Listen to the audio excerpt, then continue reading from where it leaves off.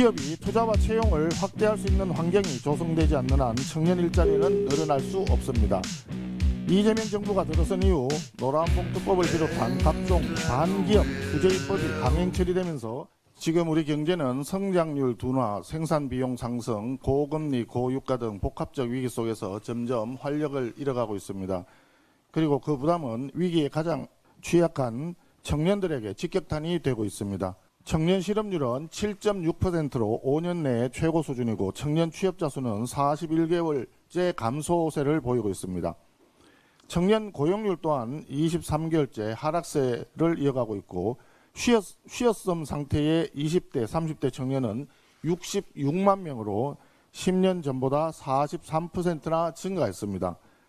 지금 청년들이 마주하고 있는 현실은 단순한 고용지표의 악화를 넘어 노동시장 진입 자체가 막혀있는 상황입니다.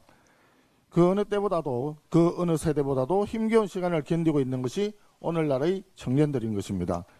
이러한 고용난은 곧바로 삶의 위기로 이어지고 있습니다. 학자금 대출을 상환하지 못하는 청년이 5만 7천 명을 넘었고 미납 비율도 20%에 육박하고 있습니다. 청년들이 노동시장에 진입하기도 전에 부채 부담에 짓눌리는 가혹한 현실입니다. 기업이 투자와 채용을 확대할 수 있는 환경이 조성되지 않는 한 청년 일자리는 늘어날 수 없습니다.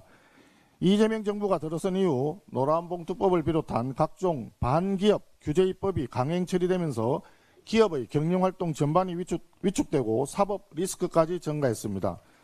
작금의 상황에서는 기업이 신규 채용을 확대하기는커녕 채용 자체를 부담스러운 리스크로 인식할 수밖에 없습니다. 해결 방안은 노동시장의 유연성 제고입니다. AI 확산으로 노동시장의 패러다임이 이미 바뀌고 있습니다. 청년들에게 더 이상 평생 직장은 현실적이지 않습니다. 이제 중요한 것은 특정 기업에 머무는 고용 안정이 아니라 노동시장 전반에서 지속적으로 일할 수 있는 커리어 안정성입니다. 이를 위해 기업의 채용과 전환을 유연하게 하고 국가는 직업훈련과 재교육을 통해서 노동 이동을 뒷받침하는 유연 안정성 체계를 구축해야 합니다. 강성 노조 중심의 고용 노동 모델이 아닌 능력과 성과에 따라 자유롭게 이동하며 더 나은 길을 선택할 수 있는 노동시장, 그리고 그 과정에서의 위험을 최소화하는 촘촘한 사회 안전망이 구축되어야 합니다. 청년의 일자리는 곧 사회의 희망이고 미래입니다. 국민의힘은 청년 실업률과 청년 고용률이 가장 중요한 경제지표라는 인식 아래 청년이 다시 도전할 수 있는 노동시장 조성을 위해 최선을 다하겠습니다. 기업은 일자리를 창출하고 청년은 일하고 싶은 만큼 땀 흘려 일할 수 있는 사회를 만드는 데 모든 정책 역량을 최우선 집중하겠습니다. 정치 이슈 한 가지 말씀드리겠습니다. 이재명 대통령의 공소 취소를 위한 다음 스텝이 시작된 것 같습니다. 더불어민주당이 이재명 대통령의 공소 취소용 특검을 추진하겠다고 합니다. 결론을 정해놓은 답정너식 국정조사에 이어 답정너식 특검입니다. 가장 큰 문제는 특검의 공소 취소 권한까지 주려고 하는 움직임입니다. 이재명 대통령과 정성호 법무부 장관의 손에 피를 묻히기가 싫으니 특검의 손으로 공소 취소를 하도록 만들겠다는 의도인 듯 보입니다. 수사권과 기소권이라는 쌍칼을 함께 휘두르면 위험하다면서 검찰을 해체한 사람들이 누구입니까? 그러면서 특검에는 수사와 기소의 쌍칼은 물론이고 공소 취소권이라고 하는 권총까지 손에 쥐어주겠다는 발상입니다. 이렇게 집권 여당이 이재명 대통령의 5개 범죄 재판을 없애기 위해 국가 권력을 총동원하다 보니 범죄 전력자들에게 권력을 나눠주기 위한 범죄 공천도 서슴지 않고 있습니다. 이번 더불어민주당 공천은 그야말로 범죄자 올드보이들의 귀환입니다. 먼저 드루킹 댓글 조작 사건으로 지사직을 상실했던 김경수 전 경남도지사를 또다시 경남도지사에 공천했습니다.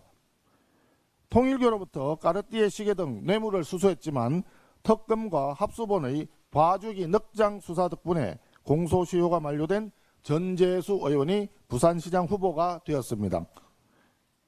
법리적인 증거능력 문제로 처벌을 피한 전당대회 돈봉투 살포범 송영길, 이분은 인천 연수갑에 전략 공천했습니다.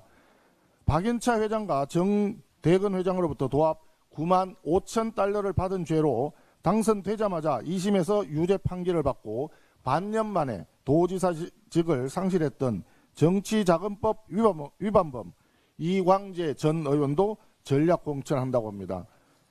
이렇게 범죄자 올드보이들을 마구 귀환시키니까 2심까지 유죄 판결을 받은 김용 전 부원장까지도 나도 공천장을 달라라고 떼를 쓰고 있는 형국입니다. 여기에다 막말, 욕설, 갑질, 폭행 등 각종 논란의 백과사전인 안민석 전 민주당 의원이 경기도의 좌파 교육감 단일 후보가 되었습니다.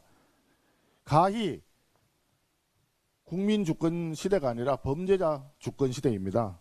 더불어민주당에서는 범죄 전과는 훈장이고